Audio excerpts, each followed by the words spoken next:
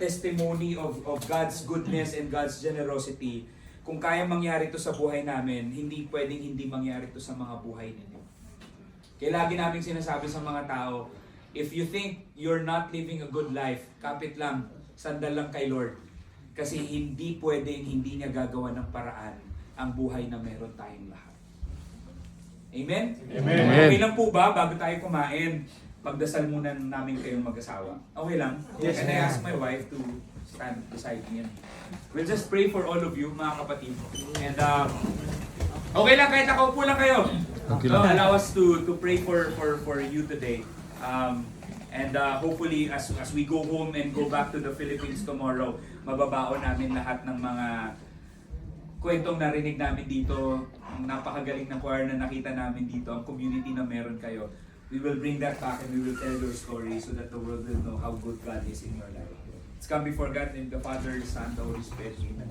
Panginoon, nagpapasalamat kami sa pagkakataon na to na nandito kami ngayon kasama namin itong mga bago naming kapatid. Thank you for your goodness, Lord God. Thank you for allowing them to also sit down here, listen to you, and experience you, Father. Lord, we lift up, Lord God, their lives, especially their lives here in Japan.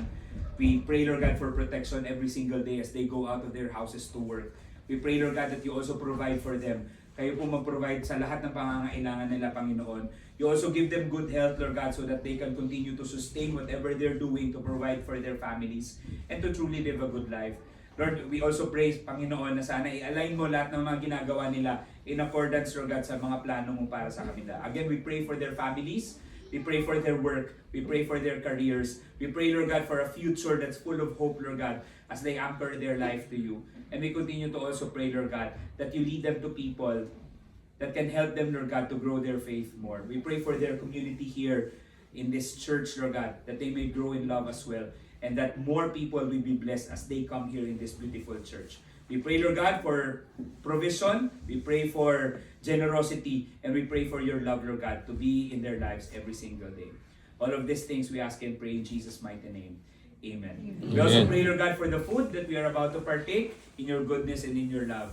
Amen. Bless us, O Lord, this thy gifts, which are about to receive from thy bounty through Christ our Lord. Amen. Father, the Son, the Holy Spirit. Amen. Maraming salamat po sa inyo. Meron kaming